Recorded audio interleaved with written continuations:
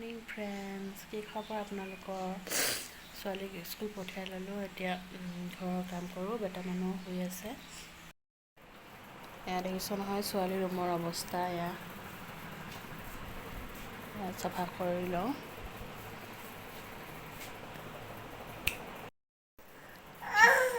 এয়া কাম বনবোৰ কৰি শেষ হ'ল।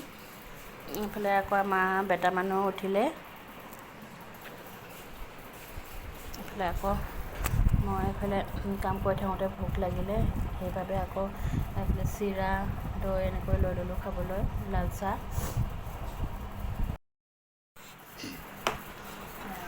খাবলৈ ল'লোঁ। ছোৱালীক আজি টিফিনত ৰুটি আলু ভাজি দি পঠাইছোঁ। অ'টছ আৰু গাখীৰৰ সৈতে খাই গ'ল। মই খাবলৈ লৈছোঁ।